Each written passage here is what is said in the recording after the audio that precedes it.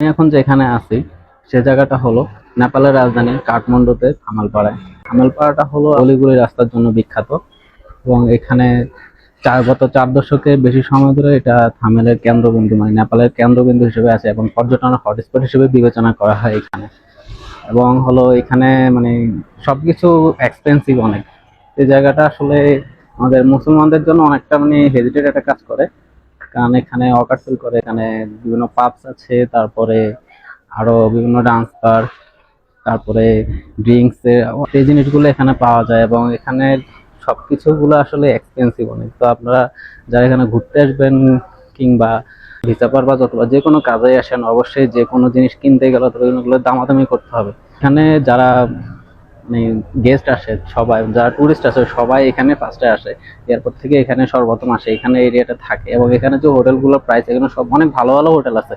তো ভালো ভালো হোটেলগুলোর মধ্যে এখানে প্রাইস আসলে অনেক ডিফারেন্ট টাইপের হয়। আমরা ফার্স্ট যেখানে উঠছিলাম এটা একটা নর্মাল হোটেল উঠছিলাম, যেহেতু আমরা ভিসা পারপাস আসছি, লং টার্ম এখানে থাকতে হবে আমাদেরকে। তো আমরা যে হোটেলে ছিলাম এগুলোতে সেখানে ছিল হলো পার পার্সন 400-500 টাকা বেশি নেয় না। আর আপনারা চাইলে এত ভালো এক্সপেন্সিভ হোটেল নিতে পারেন, এখন অনেক ভালো ভালো হোটেল আছে থাকার। এবং খাবার দাবারও আসলে এক্সপেন্সিভ অনেক। আমি এক কাপ চা খাইছিলাম বাংলাদেশি টাকা হলো 20 টাকা সামথিং পরে, কিন্তু এখানে হলো 30 টাকা।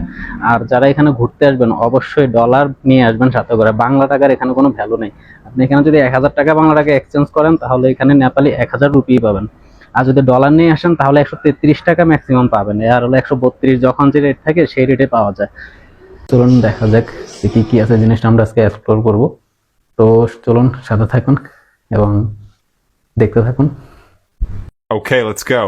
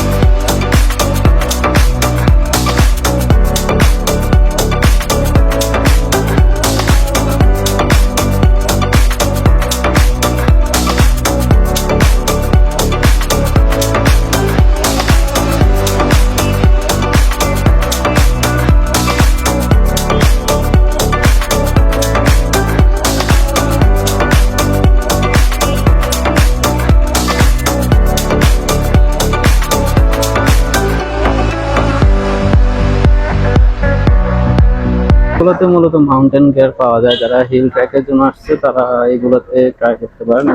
এগুলো হলো ট্রেকিং লাঠি যেটা বলা হয়, ট্রেকিং এর লাঠি। এবং এখানে যত আইটেম আছে সব ঠিকঠাক এরকম অ্যাভেলেবেল সব পাওয়া যায় এখানে। এখানে ট্রেকিং এর জুতা আছে ট্রেকিং এর জন্য, এগুলো আপনি কিনতে পারেন। এগুলো ম্যাক্সিমামই আপনার চামড়ার জুতা। আর এই যে ট্রেকিং এর জ্যাকেট, তারপরে এই সবগুলোতে আসলে ভালো, এগুলো হলো ফিক্সড রেট। আর আপনি চাইলে অন্যান্য যে কোনো শপ থেকে নিতে পারবেন, যেগুলোতে হলো দামাদামি করে কিনতে পারবেন, পারচেস করতে পারবেন। এখানে আমি দেখতে পাচ্ছি যে সবগুলো আসলে ভালো, এখানে সেকেন্ড হ্যান্ড আইটেমও পাওয়া যায়। আর আপনি চাইলে নিয়েও নিতে পারেন অথবা সেকেন্ড হ্যান্ডও নিতে পারেন এসব শপ থেকে।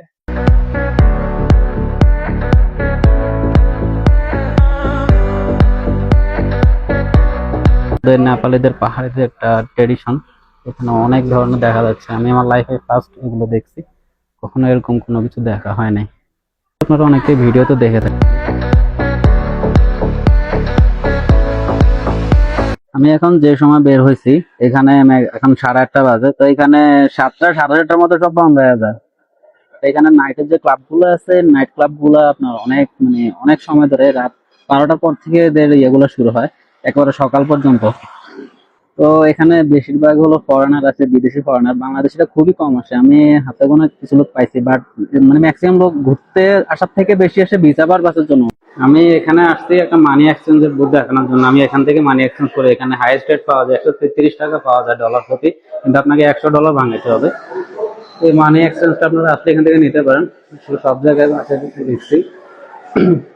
মানি এক্সচেঞ্জ তো অফ হয়ে গেছে অলরেডি, এগুলো 7টা 7:30টার মধ্যে বন্ধ হয়ে যায়। তো যারা বাংলাদেশ থেকে আসবেন তারা অবশ্যই বাংলাদেশি টাকা এখানে নিয়ে আসবেন না, এখান থেকে হলো মানি এক্সচেঞ্জ গুলো থেকে ডলার করে নিয়ে আসবেন না, পারলে $100 নিয়ে আসবেন, 100 করে নিয়ে আসবেন। $100 রেট বেশি, কিন্তু আপনি যদি খুচরা ডলার $1-2 আনেন তাহলে এখানে যে রেট দেওয়া থাকে, যেখানে ইউএসডি ডলার দেওয়া আছে 131.25, আপনাকে এটাই দিবে যদি আপনি খুচরা ডলার নিয়ে আসেন। যারা হলো ভিসা পারপাসে আসবেন তাদের হলো এই ছায়া সেন্টারে আসতে হবে। এটা হলো সেইখানে হলো ভিসার বিএফএস অথবা আরো বেশ কিছু এজেন্সি আছে। তো এই হলো ছায়া কমপ্লেক্সের গেট। চলুন দেখাচ্ছি আসলে এখানে কোন ফ্লোরে কি কি আছে।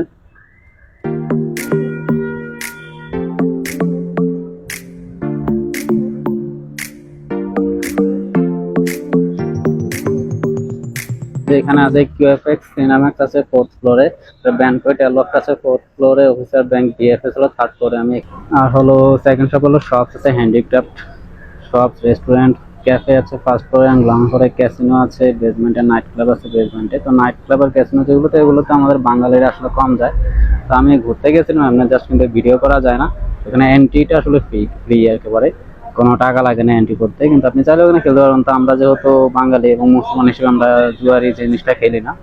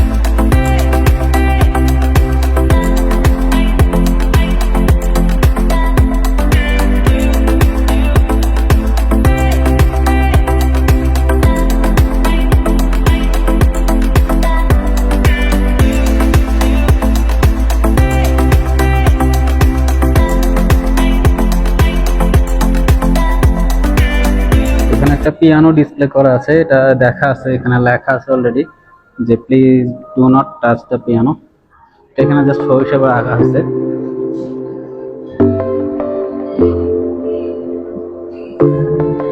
এখন সব অফ হয়ে গেছে অলরেডি, 9টা বেজে গেছে।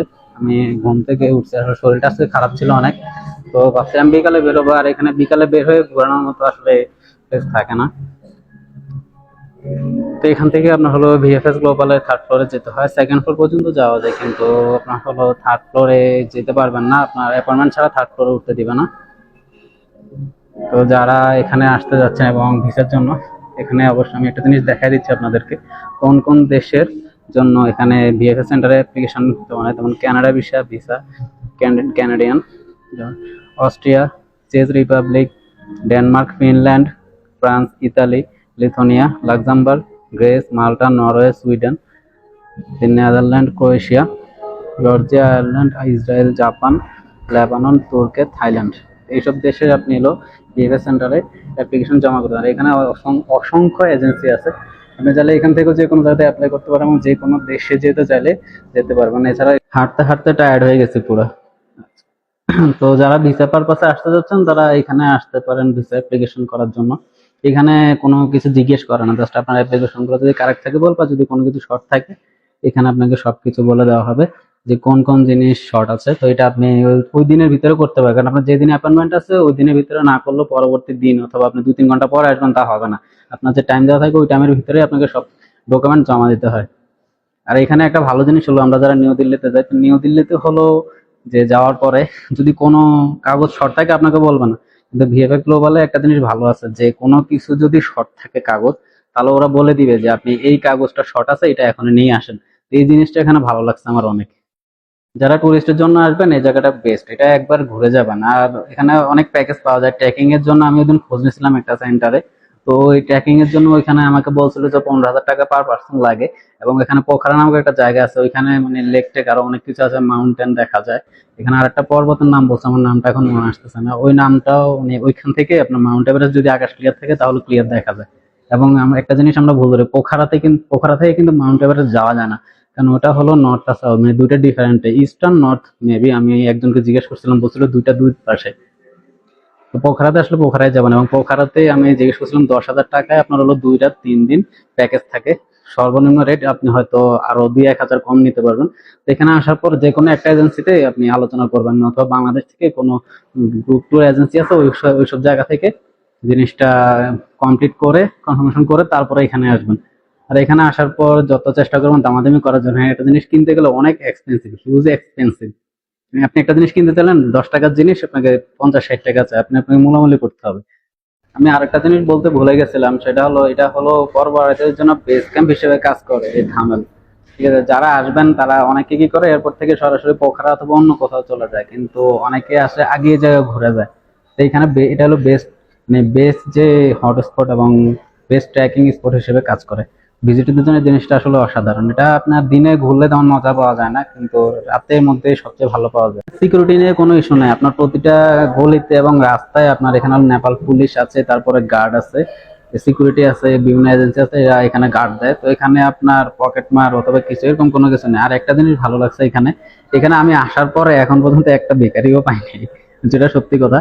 মানে এটা আসলে ফান না, মানে নিজের দেশকে ছোট করছে না, কিন্তু বাংলাদেশ হলে কক্সবাজার বলেন, সাজেক, বিভিন্ন জায়গায়, বান্দরবান, খাগড়াছড়ি যত আছে, নীলাদ্রি লেক, সব জায়গায় যদি যান আপনার ওইখানে মানে কিছু না কিছু আপনার মানে পাবেনই। কারণ আমাদের বাংলাদেশটা হলো মানে বাংলাদেশের আসলে মানুষের এখনো ওরকম ভাবে ইয়া হয় নাই, এখন আমাদের মধ্যে দরিদ্রতা আছে। কিন্তু এখানে হলো টুরিস্ট এরিয়া, তো তারপরে এখানে কোনো আমি দেখলাম যে, কারণ আমি যে লোকাল এরিয়া থাকি ওইখানেও কোনো মানে গরিব মানুষ পাই নাই যে ভাই 10টা টাকা দেন বা কিছু এরকম কেউ নাই। মানে যে যা পারতেছে কাজ করে খাইতেছে, সকাল 5টা থেকে উঠে 5টা-6টা থেকে শুরু হয়ে যায় তাদের কাজ, আবার সন্ধ্যা 7টার মধ্যে তারা যাদের ঘরে ঢুকে যায়। তাহলে আসার জন্য সবচেয়ে বেস্ট হলো আপনি যদি এয়ার টিকিট চেষ্টা করবেন, আসলে এয়ার টিকিটটা 35 থেকে 40-এর ভিতরেই থাকে। তো এখানে বাংলাদেশে তো সিন্ডিকেট, তো চেষ্টা করবেন যে 1 মাস আগে অথবা 10-15 দিন আগে কাটার জন্য। আমার সাথে কিছুদিন আগে আমার এক ভাই আসছিল, তো উনি 45,000 টাকা দিয়ে আসছে, যেখানে আমরা 39,000 টাকা দিয়ে আসছি। আবার আমার আগে 10 তারিখের আগে যারা ছিল, এই সময়টা কিন্তু আসলে পর্যটনের মানে মানে ভিজিটের জন্য বেস্ট এই সময়টা। কেন এখন ঠান্ডাও না শীতও না, মানে ধরতে গেলে বসন্তকালের মতো জিনিস, না শীতের সময় আর কি। তো এই জিনিসটার জন্য এখানে যখন আসবেন অবশ্যই অবশ্যই 2-3টা এজেন্সি ঘুরে টিকিট কাটবেন, না হলে কিন্তু আপনার হিউজ পরিমাণ দিয়ে দিতে হবে। আর চেষ্টা করুন ভালো কোনো এজেন্সি থেকে টুরিস্ট যে গাইডগুলো এগুলো নেওয়ার জন্য, কারণ এখানে আসার পরে অনেক অ্যাভেলেবেল আপনি পাবেন, কিন্তু এগুলো নেওয়া আমি মনে করি ভালো না। বাংলাদেশ থেকে সবকিছু ঠিক করে আসবেন। আর ভিসা তো আপনার এয়ারপোর্ট থেকে ভিসা নিয়ে আসতে পারবেন, ওইখানে যতদিনে ভিসা লাগে, যারা কাজ আছে না, যারা কাজ না তারা বাংলাদেশ থেকে ভিসা করে নিয়ে আসবেন। আমার জানার মতো এখন বাংলাদেশে ভিসা দেয় কিনা আমি জানি না, আমি বাংলাদেশ থেকে ভিসা করে আসেন, আমি এয়ারপোর্টে এসে পোর্ট এন্ট্রি করছি এবং ওইখান থেকে 90 দিনের ভিসা নিয়েছি এখানে থাকার জন্য। তো সবাই ভালো থাকবেন, আশা করি ভিডিওটা সবাই ভালো লাগছে। আর আমার এখানে অনেক কিছু হয়তো মিসিং হতে পারে, যেহেতু আমি নতুন নতুন ভিডিও বানাচ্ছি। তো সবাই আমার জন্য দোয়া করবেন যেন আমি সামনে এগিয়ে যেতে পারি এবং যে কাজের জন্য আসছি তাতে যেন সফলতা অর্জন করতে পারি। তো এটা আমি জাস্ট থাম্বনেলের একটা ভিউ হিসেবে দেখালাম, এবং আমি জাস্ট এখানে একটা চন্দ্রনাথ একটা মন্দির আছে, অথবা মানে প্লেস, মন্দির না সরি, এটা একটা প্লেস। তো আমি ওইখানে যাব 2-1 দিনের মধ্যে। ওইখানে কেবল কার আছে, তো আমার খুব ইচ্ছে কেবল কার করা। আর এখানে হলো ট্রেকিং এর যে স্পটটা আছে পোখারাতে, ওই ট্রেকিং এর স্পটে হলো ট্রেকিং এর স্পটে আপনার মানে প্যারাক্লাইম্বিং যেটা বলা হয়, প্যারাশুট জাম্প করা হয়। তা আমার ইচ্ছা আছে ওইটা করার, বাট ওইটা আমি খোঁজ নিয়েছিলাম যে 5,000 টাকা লাগে পার পার্সন। তো আমি যাওয়ার পর দেখবো যে ওইটা পারি কিনা, আমার খুব ইচ্ছে এটা করার। তো আল্লাহ হাফেজ, ভালো থাকবেন সবাই। আজকে আর না, নেক্সট পার্ট হয়তো 2-3 দিন পরে দিব। আমার একটা ভিডিও করতে অনেক সময় আছে, এখন পুরা সেন্টার খালি হয়ে গেছে। তো আশা করি সবাই বুঝতে পারছেন। তো ঠিক আছে, ভালো থাকবেন সবাই, আল্লাহ হাফেজ।